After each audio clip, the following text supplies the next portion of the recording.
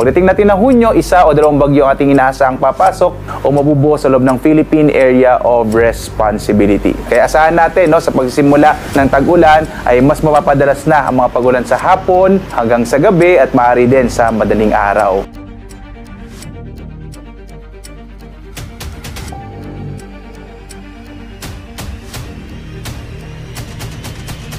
Manatiling may kaalaman at manatiling ligtas sa pamamagitan ng pagbisita sa aming YouTube channel para sa mga real-time na ulat panahon sa ating bansa. Laging tandaan, maging alerto at iba yung pag-iingat sa banta ng ulan, baha at pagguho ng lupa. Ngayon, oras na para marinig mula sa ekspertong meteorologist. Bibigyan tayo ng malalim na pagsusuri sa lagay ng panahon at ipapaliwanag ang anumang mahalagang kaganapan sa ating panahon ngayon o sa mga darating pang araw. Sa ngayon, wala tayong nakataas sa gale warning kaya ligtas sa pumalaot ang mga sasakyang pandagat. Iba yung pag-iingat na lamang kapag meron tayong mga thunderstorms na maaaring magdulot ang paglakas ng alon ng ating karagatan. Malaking bahagi ng Mindanao ay makararanas din ng mga pulupulong pag-ulan, pagkid at pagkulog. Dahil dito, asahan natin, mas mapapadalas na yung mga pag-ulan sa hapon hanggang sa gabi at kahit sa madaling araw, yung tinatawag natin na early morning rain showers. Kaya mainam po mga kababayan, lagi tayong magdadala ng mga pananggalang sa ulan. Ang nalalabing bahagi naman dito sa may Visayas ay inaasahan natin ng mga isolated rain showers and thunderstorms.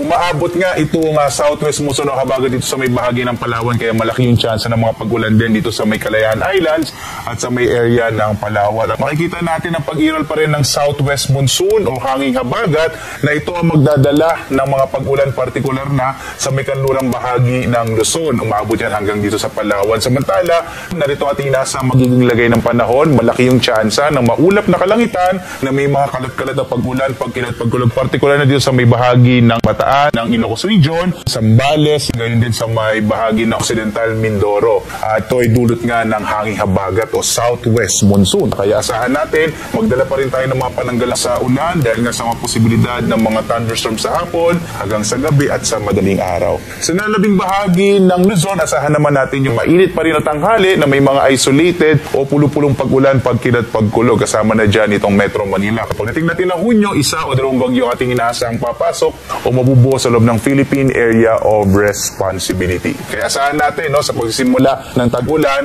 ay mas mapapadalas na ang mga pag-ulan sa hapon hanggang sa gabi at maaari din sa madaling araw. Ngayon malalaman naman natin ang lagay ng panahon sa mga susunod o darating pang araw. Bago mo ipagpatuloy, huwag kalimutang mag-subscribe at pindutin ang notification bell para lagi kang updated sa ulat panahon sa ating bansa. Huwag mo rin kalimutang ibahagi ang video na ito para makatulong o malaman ng iba pang kababayan natin ang lagay ng panahon sa ating bansa.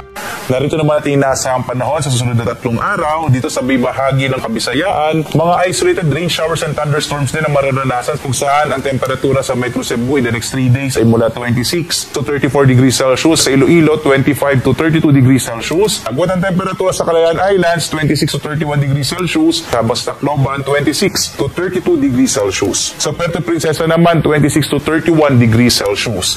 Narito naman natin nasa ang panahon sa susunod na 3 araw dito sa bahagi ng Luzon, sa Kamaynilaan, Baguio City at Legazpi City. Inaasahan natin ang mga isolated rain showers and thunderstorms. At dahil medyo mainit pa rin yung tanghali, asahan natin itong agwat ng temperatura sa Lawag, 24 to 32 degrees Celsius. Sa Baguio naman, 17 to 24 degrees Celsius, habang sa Kamaynilaan nasa 26 to 32 degrees Celsius. Sa Tagaytay naman, 23 to 29 degrees Celsius. Mainit pa rin dito sa Tugigaraw na aabot na hanggang 36 degrees Celsius. Habang sa Legazpi City, 26 to 33 degrees Celsius. Habang sa Mindanao, medyo mainit at tanghali ang mararanasan habang may mga pulupulong pag-ulan, pagkid at pagkulog sa hapon hanggang sa gabi.